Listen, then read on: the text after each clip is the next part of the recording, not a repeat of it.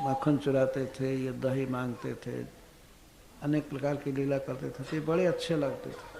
अब ये भवन देखियत सुने, अब ये भवन सब देखने में बिल्कुल सूने लग रहे हैं। धाई धाई हमको ब्रज खात, अब तो ये ब्रज दौड़ दौड़ करके अच्छा लगता है कि हमको खा जाएगा खा जाएगा। केवल सोना ही नहीं लग रहा है, बहुत भयावह लग रहा है कृष्ण के बिना। धाई धाई हमको ब्रज खात, सारा ब्रज अब लगता है कि हमको दौड़ दौड़ कर खा रहा है। कौन प्रतीति करे मोहन की, जिन छाड़े निज जननी ता। अरे सखी, श्री कृष्ण पर कौन विश्वास कर सकता है। अरे और तो अपने माता पिता को ही छोड़ करके मथुरा चले गए, यशोदा जी और नंद बाबा को ही छोड़ कर चले। निज जननी तात, निज जननी तात, तात माने पिता, अपनी माँ और अपने पिता को छोड़ करके जो चले गए, इतना नमक हराम, कौन विश्वास करेगा इन पर। माँ का भी उपकार नहीं जान पाए। अगर ये हुआ होता कि चलो विवाह हो गया है तो अपनी पत्नी के साथ इधर उधर चले गए, बच्चा है और माँ का स्नेह छोड़ दिया। 11 वर्ष का लड़का और माँ को छोड़कर चला गया, बाप को छोड़कर चला गया, कौन प्रतीति करेगा, कौन विश्वास करेगा।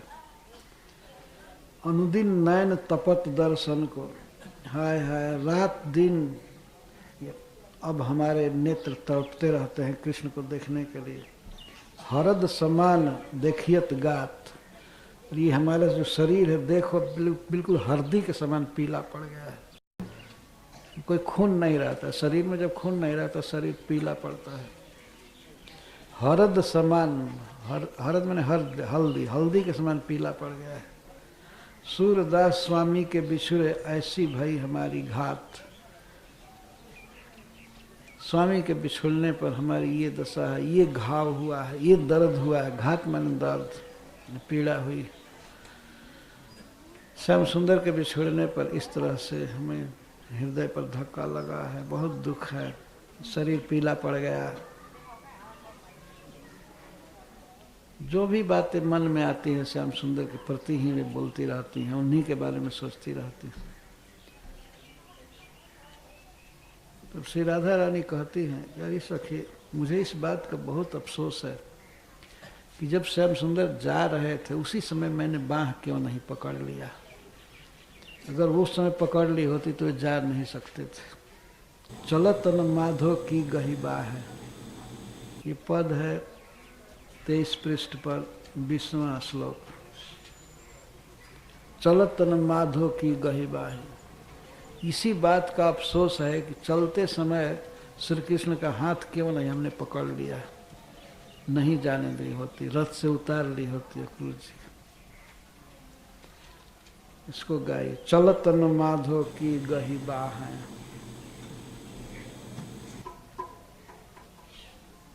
यही सूल मन में रह गया कि चलते समय ही बाह पकड़ लेना चाहिए था। अब तो चले गए मथुरा, हम क्या करें। चलत न माधो की गही बाहें, चलत न माधो की गही बाहें, चलत न माधो की गही बाहें, चलत न माधो की गही बाहें, चलत न माधो की गही बाहें, चलत न माधो की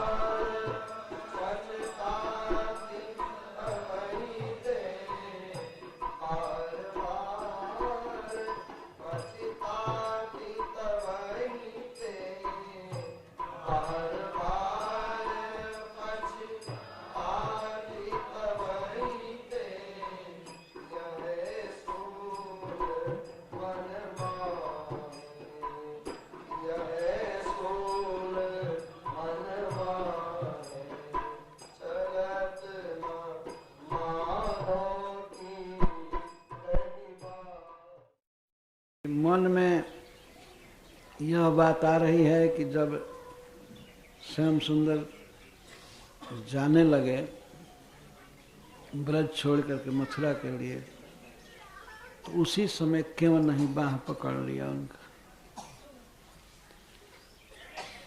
यद्यपि संभव नहीं था लेकिन वहाँ तो सभी समाज जुटा हुआ था। नंद बाबा थे, अक्रूर जी थे और ब्रज के बड़े लोग थे सब। फिर भी गोपियाँ कह रही हैं कि कुछ भी होता, लोक में इस बात की ख्याति हो जाती, प्रसिद्धि हो जाती कि ये गोपी श्री कृष्ण से अटैच्ड है, ऐसे ऐसे कुछ भी हुआ होता, लेकिन ये दुख तो नहीं देखना पड़ता। श्री कृष्ण तो चले गए, विरह में जो दुख हो रहा है यह दुख सह्य नहीं हो रहा है सके। उस समय लोग घर से निकाल देते, हमारे बड़े लोग घर से निकाल देते तो वृंदावन में ही रहती, और श्री कृष्ण यहीं रहते, गाय चराने जाते तो वन में उनका दर्शन कर लेती, उनको कभी न कभी तो मिलती रहती। लेकिन अब तो वे दूर चले गए, अब इस दुख को किससे कहे।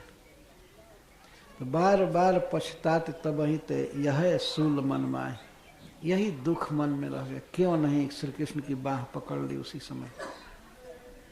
बाह पकड़ने पर विश्वास है कि श्री कृष्ण गए नहीं होते, या श्री राधा रानी बाह पकड़ी होती तो श्री कृष्ण ही कहते ठीक है छोड़े छोड़े, लोग देख रहे हैं, नहीं जाऊंगा नहीं जाऊंगा, कह देते। वो स्वयं ही कह देते हैं कि अब नहीं जाऊंगा। तो यह जो दुख हो रहा है श्री कृष्ण के विरह में, उससे अच्छा था कि लोक में बदनामी होती, लेकिन श्री कृष्ण यहीं रहते। बार बार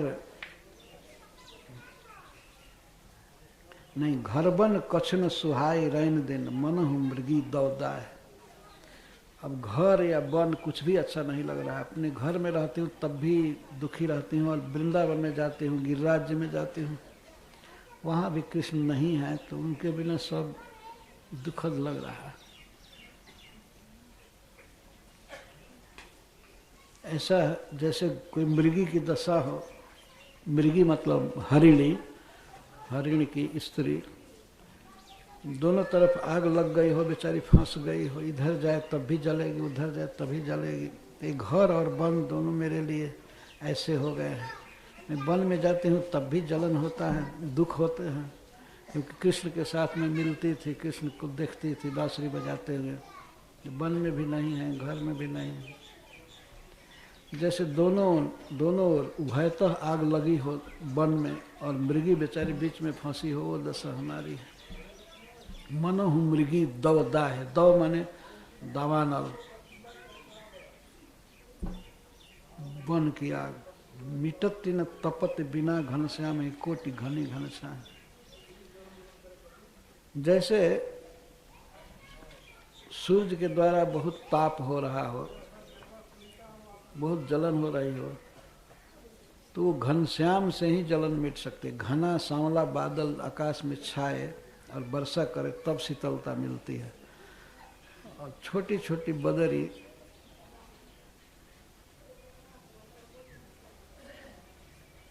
जिसको घनी कहते हैं, घनी घन छाए। घनी, यहाँ घनी का अर्थ है घन, बादल को कहते हैं, और घनी माने बदरी, छोटी छोटी बदरी।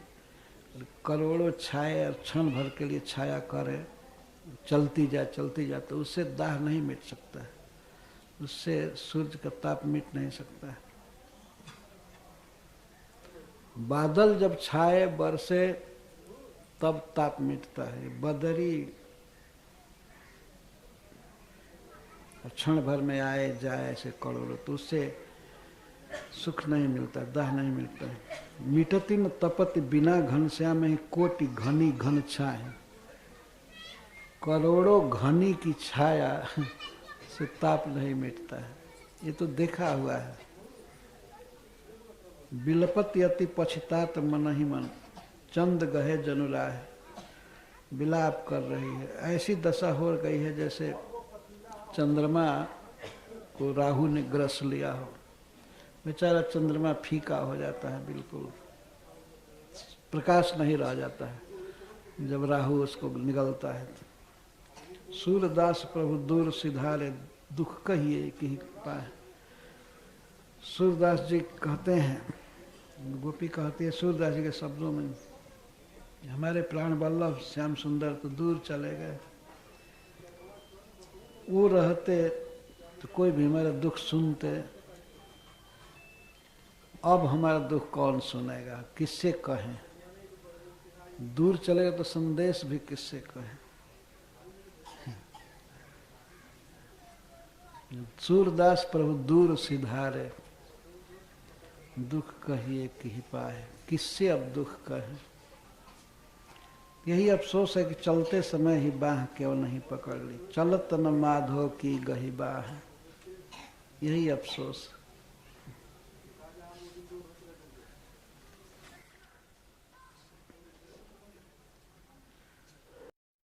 यहीं पर बंद करते हैं। हरे कृष्ण, जय श्री राम।